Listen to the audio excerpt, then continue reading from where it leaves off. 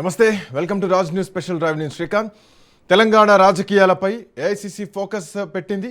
Group రాజకీయాలతో అసంతృప్తులతో Telangana Congress party ఆగమాగం ఉంది. దీనిపై హైకమాండ్ ఆరా తీస్తోంది. హస్తినలో 3 ఎంపీలతో టీ కాంగ్రెస్ ఇన్ఛార్జ్ మీనాక్షి నటరాజన్ భేటీ అయ్యారు. భువనగిరి, వరంగల్, ఖమ్మం పార్లమెంట్ నియోజకవర్గాల పరిధిలో ఉన్నటువంటి సమస్యలపై చర్చించారు. మీనాక్షిని అటు వరంగల్ ఎంపీ కడియం కావ్య వరంగల్ రాజకీయాలపై చర్చించినట్టుగా తెలుస్తోంది.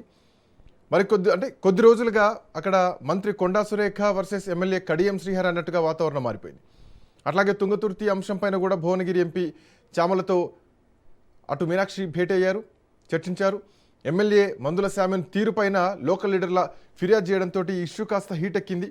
ఇది మీనాక్షి దృష్టికి చేరింది. తో పాటు అటు ఖమ్మం ఎంపీ రఘురామ్ రెడ్డి కూడా భేటీ అయ్యారు. కొత్తగూడెం ఎమ్మెల్యే కూనవనేనితో తనకున్నటువంటి ఇబ్బందులపై కూడా ఆయన చర్చించారు. మొత్తానికి హస్తినలో ఇటు జనగాం, అటు కొత్తగూడెం, ఇటు తుంగతుర్తి పంచాయతీలు ఉత్కంఠ రేపుతున్నాయనే చెప్పాలి. సో ఈ అంశం ఇట్లా ఉంటే కనుక కాంగ్రెస్ పార్టీలో అంతర్గత అఫ్కోర్స్ స్వాతంత్రం ఉండొచ్చేమో, కానీ అది కాస్త బహిరంగ పంచాయతీలకు దిగుతోందా?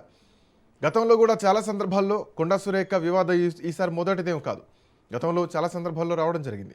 ఏకంగా కొండా సురేఖ కూతురే కొండా సుష్మితా పటేల్ బయటకు వచ్చి అర్ధరాత్రి పోలీసులు మా ఇంటికి ఎందుకు వస్తారు అని ఏకంగా రేవంత్ రెడ్డిని టార్గెట్ చేస్తూ మాట్లాడడం చాలా సంచలనంగా మారింది. ఆ తర్వాత బీసీ మంత్రులకు అన్యాయం జరుగుతోందంటూ ఒక వాదన తెరపైకి రావడం జరిగింది. సో చాలా అంశాల్లో చాలా కాంట్రవర్సీలు నడుస్తున్నారు. తుంగతుర్తి విషయంలో ఏదైతే పార్టీకి సంబంధించినటువంటి కీలక పదవుల విషయంలో ఎంపీకి సంబంధం లేకుండా ఏకపక్ష నిర్ణయాలు తీసుకుంటున్నారన్నటువంటి ఉద్దేశంతో అటు చామల ఏఐసిసికి మీనాక్షి నటరాజన్తో భేటీ అవుతున్నారు. ఇక మరోవైపు కూననేని వర్సెస్ రఘురామ్ రెడ్డి ఈ అంశం ఇట్లా ఉంటే, ఇక జిల్లాల వారీగా చూసుకుంటే ఎక్కడ చూసినా పాత కొత్త కాంగ్రెస్ వ్యవహారం నడుస్తూనే ఉందని చెప్పాలి. పాత కాంగ్రెస్ కొత్త వాళ్ళతో పొసగడం లేదా? గతంలో చాలామంది మాట్లాడడం జరిగింది కూడా, బయటకు వచ్చి మాట్లాడుతున్నారు. ఆయనే కాంగ్రెస్ పార్టీలో ఉన్నారా, బీఆర్ఎస్ పార్టీలో ఉన్నారా, మంత్రి పదవి తెచ్చుకొని మాట్లాడాలన్నటువంటి, ఆయనే మంత్రిలా బిహేవ్ చేస్తున్నారన్నటువంటి వాదనలు కూడా కొండా సురేఖ దగ్గర వినిపించింది. వరంగల్ రాజకీయాల్లో కడియం శ్రీహరి ఆయన కీ రోల్ ప్లే చేస్తున్నారా?